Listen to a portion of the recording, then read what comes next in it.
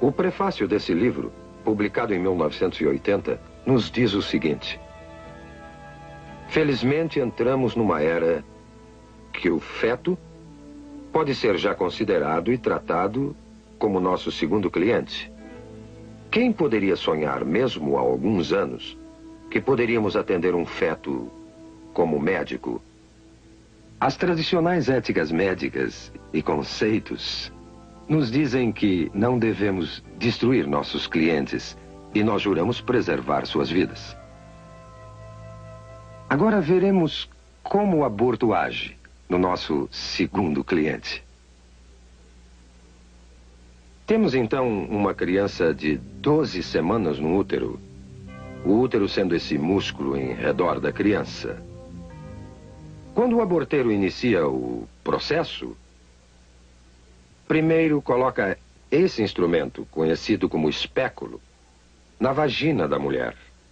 E em seguida abre a fim de avistar o colo uterino aqui. Tendo avistado o colo, o aborteiro, então, pega esse instrumento, conhecido como tenáculo, firma-o seguramente com o espéculo no colo. Desta maneira, grampeia bem o tenáculo para afirmá-lo melhor ao colo do útero. Outro instrumento que é posto em ação é chamado sonda. Esse instrumento é colocado dentro do útero, depois retirado, para o aborteiro determinar exato a profundidade e o tamanho do útero. Depois, esse grupo de dilatadores, esses metálicos, curvos instrumentos, são usados para fazer a dilatação do colo, a fim de aplicar finalmente os mencionados instrumentos de aborto.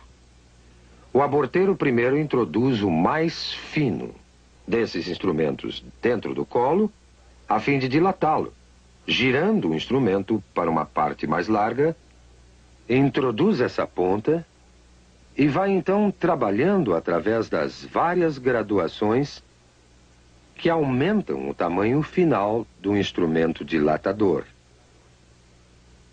Depois, passa a usar um instrumento conhecido como aparelho de sucção, o qual está sendo retirado de um recipiente esterilizado para seu uso. E então, isso será inserido no colo dilatado até chegar ao útero, para então perfurar o saco que cobre a criança, esvaziando-o do fluido que a cerca. O instrumento é posto em direto contato com a criança numa pressão aproximada a 55 milímetros de mercúrio, aplicada na ponta desse instrumento, que está ligada a um longo tubo grosso de sucção e a instrumentação abortiva, que é o aparelhamento do outro lado. A ponta de sucção começará a destruição da criança. Pedaços do corpo são separados, um por um, até ficar somente fragmentos do corpo e a cabeça. A cabeça é grande demais para passar pela tubulação. Para isso é necessária a aplicação de outro instrumento, chamado pinça de pólipo, dentro do útero, através do colo já dilatado. E o aborteiro, então, terá que pegar a cabeça da criança, que flutua livre dentro do útero, entre os anéis desse instrumento. A cabeça é então dilacerada e seus pedaços removidos com seus respectivos ossos. E o aborto, então, estará concluído. Já vimos como uma criança de 12 semanas aparece na tela ultrassônica. Também vimos a mecânica, todas as fases do aborto de 12 semanas. Agora, pela primeira vez, veremos um filme feito com a verdadeira imagem ultrassônica de um aborto de 12 semanas. Não se esqueça que não é um caso fora do comum, um aborto tardio. é um dos 4.000 casos de aborto feitos todos os dias nos Estados Unidos. Esse filme foi feito numa clínica de abortos. O médico que realizou o aborto foi um jovem que trabalhava em 2 diferentes clínicas de aborto ao mesmo tempo. Ele já havia feito mais de 10.000 abortos na sua vida. Quando lhe pediram para assistir uma exibição deste filme, ele ficou tão chocado do que ele fazia que saiu da sala por um momento. Voltou para ver o final, mas nunca mais fez outro aborto. A moça que manobrou a verdadeira câmera ultrassônica era uma feminista e a favor do aborto. Mas ela também ficou tão chocada pelo que viu nesta sessão de cinema que nunca mais quis discutir o assunto aborto. Mas vamos voltar ao filme em questão. Estamos observando um detalhe de uma verdadeira imagem ultrassônica de uma criança de 12 semanas. A criança está colocada nesta direção. Vocês estão vendo a cabeça da criança aqui, o corpo inteiro da criança aqui, e essa imagem é a mão da criança perto da boca. Olhando essa criança mais de perto, observamos o olho ou a órbita ocular aqui, o nariz da criança aqui, sua boca aqui, e até vemos o ventríloco do cérebro aqui. Esse é o fluido que enche os espaços do cérebro. Vemos o corpo da criança aqui, com as costelas em silhueta, e sua coluna vertebral atrás. Essa é uma área granulada de tecidos na parte superior. Parece ser a placenta da criança. Podemos até distinguir aqui as coxas, as extremidades inferiores saindo do corpo, desta maneira. Agora, vamos à ação. Vemos o coração batendo no peito da criança. Suas batidas são de 140 por minuto aproximadamente. Agora, vemos a criança se movendo dentro do útero. E observamos várias mudanças de sua posição. Ela ainda está colocada desta maneira. E a boca está recebendo o polegar da criança. A criança está outra vez movendo-se calmamente no seu santuário. Agora, esta sombra que estamos vendo na parte inferior da tela é a ponta de sucção que foi deliberadamente colorida para que possamos distingui-la com mais clareza. Mas o aborteiro dilatou o colo e está inserindo a ponta de sucção que podemos observar se movimentando na tela. Podemos notar que a ponta de sucção, que está aqui, quando se move em direção à criança, ela recua do objeto e começa a produzir movimentos violentos e agitados. A criança se move com mais determinação. Sua posição muda constantemente. E ela retrocede mais uma vez aqui. A ponta de sucção ainda não tocou na criança. E mesmo assim, ela permanece agitada e movendo-se violentamente. A criança virou agora outra vez de perfil. E a ponta de sucção volta mais uma vez a aparecer na tela. A boca da criança está aberta, o que veremos mais uma vez em outro momento.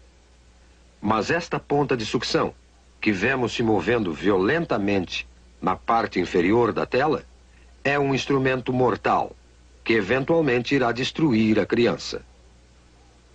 É só depois que o saco é perfurado para a saída do líquido que a ponta do aparelho entrará em contato com a criança. mas podemos observar a ponta movendo-se, enquanto o aborteiro procura o corpo da criança. Mais uma vez, vemos a boca da criança aberta, como se estivesse emitindo um grito silencioso. Este é o grito silencioso de uma criança prestes a enfrentar sua extinção.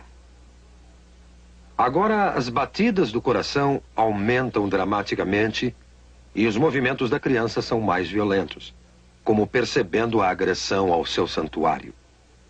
Está se afastando e podemos vê-la movendo-se para a esquerda do útero, numa tentativa patética de escapar aos terríveis instrumentos que o aborteiro usa para extinguir a sua vida. Agora, o coração está visivelmente acelerado. Suas batidas chegam a 200 por minuto. Não há dúvida alguma que a criança percebe o perigo mortal que a espera. A membrana foi perfurada e o fluido escapou. Não se vê mais o reservatório de líquido protegendo a criança. Mas uma vez que o fluido saiu, a ponta do aparelho de sucção se firma no corpo da criança e a criança é puxada para baixo pela ponta de sucção do aborteiro com a pressão negativa aplicada e o corpo está sendo desmembrado sistematicamente e separado da cabeça. A cabeça está nesta direção aqui. Eu estou no momento delineando a cabeça. As partes inferiores já foram destruídas. E vemos a ponta de sucção brilhando de espaço a espaço na tela como uma série de ecos.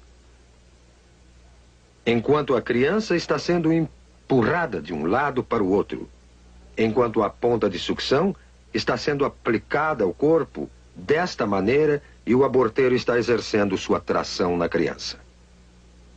A cabeça é ainda perceptível aqui. O corpo já não se pode ver. Foi separado da cabeça. O que vemos agora é a cabeça mesmo, que é chamada linha média do eco, e vários fragmentos de ossos. Mas a cabeça, que estou delineando aqui, nessa criança de 12 semanas, é grande demais para sair inteira numa peça de dentro do útero. O aborteiro terá que empregar este instrumento, a pinça de pólipo, numa tentativa de segurar a cabeça. Ele agora tentará dilacerar a cabeça com esse instrumento, dessa maneira, e remover a cabeça aos pedaços de dentro do útero.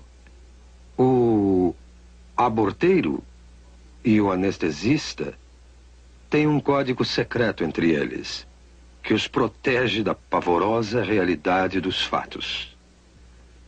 O aborteiro e o anestesista se referem à cabeça da criança, que agora é chamada de número 1. O anestesista, então, perguntará ao aborteiro: o número 1 já saiu? Já acabamos? Vemos agora, intermitentemente, os dentes ou lâmina desse instrumento aparecendo nessa imagem aqui. A cabeça tende a flutuar, solta no útero, e aqui estão os dentes ou lâmina desse instrumento vindo por aqui, e a cabeça está sendo agarrada pela pinça de pólipo e puxada para baixo em direção ao colo. Agora, tudo o que vimos sobrando são simples resíduos, simples fragmentos, pedaços de tecidos que documentam que ali viveu uma vez um indefeso, frágil ser humano.